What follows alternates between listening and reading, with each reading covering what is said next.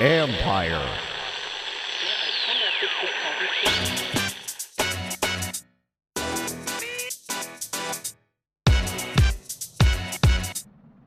The stage is set for the Super Bowl. That's right, we got the Kansas City Chiefs versus the San Francisco 49ers. This is the Football Jones Podcast. What's up, everybody? It's Mike Jones. Thanks for coming back for another episode. Yes, as I said, the conference championships have been decided. San Francisco 49ers rough up the Green Bay Packers. The game actually wound up being a little closer than what it initially looked like, but still a convincing win for the 49ers. And before that, the Kansas City Chiefs deliver an authoritative victory over the Tennessee Titans. And we're going to break it down with my buddy Sally Jenkins, columnist for the Washington Post. She and I were here in Kansas City, and so after the game, went out to dinner, and we're talking about this Chiefs victory, Patrick Mahomes' performance, and Andy Reid's coaching, and how they have made this all possible. Really good conversation here. You're going to enjoy. And then after that, going to come back with some thoughts about what we can expect to see in 2 weeks when these two teams face off in Miami. But first, here we go, my visit with Sally Jenkins.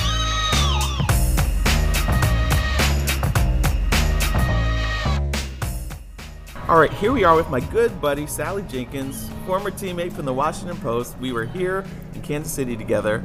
Sally, thanks for being on the Football Jones podcast. My pleasure. So what did you think tonight of the Kansas City Chiefs punching their ticket and in this 50-year drought to the Super Bowl? What did you take away from it? Patrick Mahomes. I mean, that's the only thing you could really see. Yep. There were a lot of great plays across both sides of the ball, but you just kept coming back to Mahomes. I mean, he made plays, individual plays that you just don't see very often in a team game. Yeah, I felt like he was going to take over the game at some point. I didn't expect him to take it over as early as he did. Well, that sequence at the end of the first half, I mean, that guy puts together 2 drives. And the most important thing about those drives at the end of the first half was what had happened before, which is the Titans putting together a 9-minute drive, which felt at the time like an absolute backbreaker. Right. It felt like, oh my God, this is the way this game is going to go. And then here comes this kid striking back inside of 2 minutes, right? And then striking back again. It was like watching a rattlesnake, strike twice. Right. I mean, it was unreal. And the switch in momentum was devastating. It really was. The game doesn't recover. Yeah, it was like you could tell the defense of the Titans was deflated, and then when they fell behind, they couldn't run the ball, and then the defense of the Chiefs really started to rally. I mean, they held Derrick Henry to 69 yards, but just with those 2 drives, everything changed. And so I thought it was pretty remarkable. Well, we laughed about this earlier off the air, but we agreed that it was kind of like you're in high school, right? And there's that 90-yard drive is like the kid who studies really, really, really, really hard for the test, and gets a good grade. And then along comes somebody who doesn't, look like he studied as hard, but everything just comes easier to him. And that's Mahomes in that 2-minute drive. And that just broke their hearts, Yeah. You could just tell that they were like, okay, wait a second.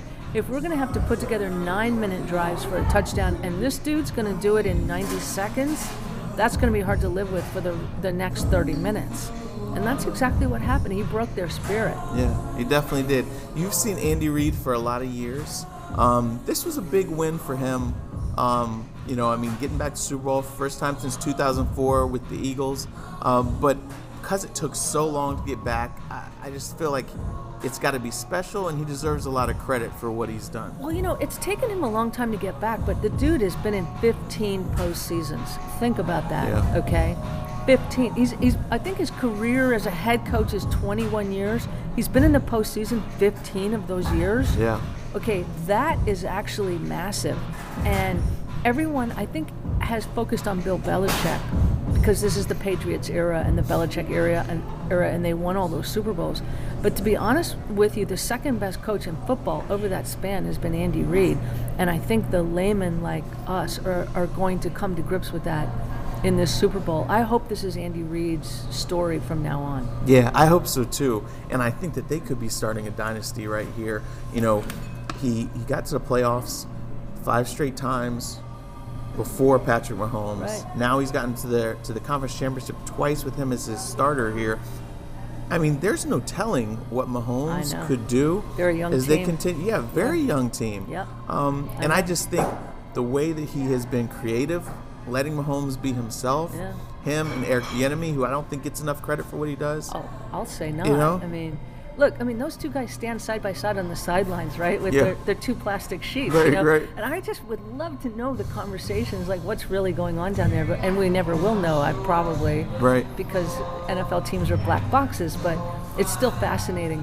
But I will say this, like, I'm so happy to see Andy Reid and the Chiefs in general rewarded for drafting Mahomes as highly as they did, sitting him for as long as they did, teaching him for as long as they did, and then letting him go. Yeah. You know, I mean, it's one of the great coaching jobs I've actually ever seen. Really, with a brilliant young player. So many teams would have messed that kid up. Yeah. So many kids would have thrown him in before he was ready, criticized him unduly when he didn't deserve it, yanked him, benched him. Like, there's so many awful things that could have happened to Patrick Mahomes as a quarterback in this league. And Andy Reid and Eric Bieniemy both personally made sure those things did not happen to this guy. And I hope Mahomes, I think he understands how lucky he is. Yes, yeah, exactly. I know in talking to his agent, he feels like they couldn't have had a more perfect situation. They were hoping that he would wind up here, and it did work out this way. Do you think that what we're seeing Andy Reid and Eric Bieniemy do and the way that they took this approach, and then we see Baltimore do kind of the same thing? Yeah. Do you think this is starting something with coaches? I hope so. I hope so. But, look, there's no accounting for, there's a lot of bad football in the NFL. There's a lot of bad offensive, more particularly, there's a lot of really bad offensive football in the NFL. There's a lot of mishandled quarterbacks. Look at Tannehill. Right. Look at Ryan Tannehill. All it took was one move to a different team, and he's a different quarterback. Right. Look at Kirk Cousins. Look at, you could name any number of guys in this league who look really bad for one team and really good for another one. And that is a testament to bad coaching or impatience in management. And you never know quite which it is. Right. It's some weird combination of the two. But all you know is that you can name a lot of really good quarterbacks. Yeah, exactly. And so, again, it just makes you grateful when you see a team that's patient. And by the way, another team that's been very, very patient is the 49ers. Right, you're right, yeah. Right? Look, how many teams would have thought that that Kyle Shanahan didn't quite have it when he couldn't get past Garoppolo's injury? How many teams have fired coaches because they had bad seasons when their star quarterback blew an ACL? One comes to mind, Jim Caldwell, when Peyton Manning got injured, right? Lost his job over it. It happens quite a lot. A lot of management doesn't understand that just because your playmaking quarterback gets injured, that the team does a nosedive. The 49ers stood in with this guy, with Kyle Shanahan, and waited for Garoppolo to repair himself. And by the way, they won in a way tonight that was not very Garoppolo. This team was a very complete team. So one thing I really am going to love about this Super Bowl is that it's 2 franchises that got rewarded for patience and for smarts. Yeah, I totally agree with you there. And it's just been the process of seeing these teams build. Andy Reid for 7 years, Kyle Shanahan and John Lynch 3 years. But to see it all, their vision play out is pretty remarkable. It is. Now, who do you know yet? Who are you going with for the Super Bowl? Oh boy, I really have to sit down and look at it. I don't know. Yeah. The 49ers have turned in some performances this year that are so dominant that you feel like they can just overwhelm you. Right. But the Chiefs, boy, so many times I've seen a team that got badly hurt in one year, got their hearts broken. The most dangerous team in any sport is the team that got their hearts badly broken the year before, like the Chiefs did by the Patriots in that overtime AFC Championship game. And that team comes back wanting it so bad, and they're so dangerous that they usually get what they want on the bounce back next year. It happens time and time again. Yeah. And, I just think Andy Reid's been there. You're going to have one coach who's been there, and you're going to have one coach in Kyle Shanahan who hasn't. Right. Now his daddy's been there. He's been there. And then he did have where he was the offensive coordinator. Yeah. And then kind of wet the bed. That's true. That's true. But still, he hasn't been there as the head coach, you're saying there. Yeah. I just know it's going to be a whale of a game. Yes. I think that this is just the best two teams that we could have gotten. I think so, too. I know we thought Baltimore was going to be, but obviously now of the teams that were left, I think this is going to be a fantastic matchup. And a great coaching matchup. Yes. I mean, also, and a great quarterbacking. Everything about it. They're great players on both sides of the ball. Yeah. The Chiefs' defense bottling up Derrick Henry the way they did. Right. Quite honestly, I mean, it looks like you're going to have to stop San Francisco's running game now, so that's intriguing. I mean, I just think it's going to be a real collision. It is. I'm looking forward to it. I am too. Well, Sally, we're going to see how this thing unfolds. I will see you in Miami. Thank you so much for your time. Tell everybody where they can find you. WashingtonPost.com. Sally.Jenkins at washpost.com, or just go to the Washington Post website. All right. Thanks so much, Sally. I appreciate it. All right.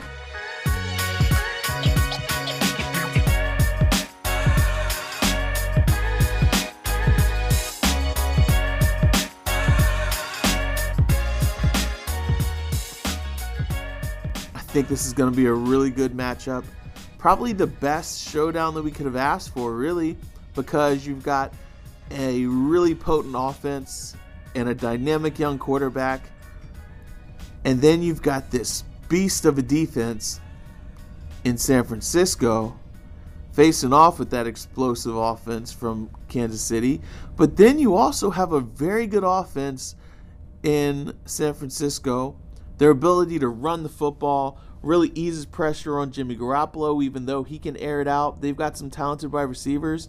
And they're going against a defense that gets a lot of flack, but they come up in big moments, and they definitely came up with a huge performance on Sunday, holding Derrick Henry to 69 rushing yards. This guy was destroying teams, rolling into the playoffs and into the conference championship, and was made to look very pedestrian by this defense. They had some gang tackling. They were able to stop them for minimal gain. And then that put them in second and third and long situations. And because of that, they had to pass more. And they were not able to just feed Henry and continue to roll down the field. And that game plan worked perfectly. I thought that the Chiefs were in for some trouble when they created some billboard material, some bulletin board material, saying that Henry wasn't that hard to tackle. He was just big.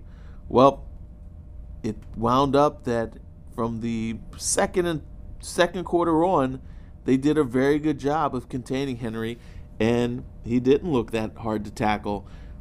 Obviously, he is a force, but they did a really good job of having the guys on the same page, communicating, executing in sync, and that made a big difference. And so we're going to see how this Chiefs defense can do against a offense that really likes to run the football and take shots downfield.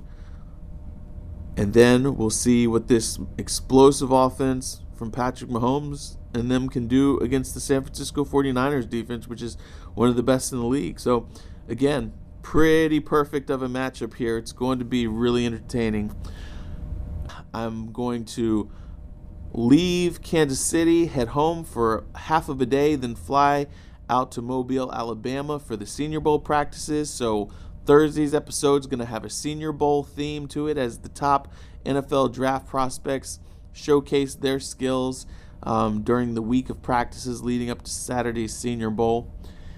Thanks so much for listening. You can read me at usatoday.com. Follow me on Twitter and Instagram at ByMikeJones. Email me, mjonesusatoday.com. And do me a favor, take the link from this podcast and send it to a buddy or two. Get them on board. And if you have not already, subscribe, download, and give me a rating and some feedback. Thanks so much. I will talk to you later for another episode of the Football Jones Podcast.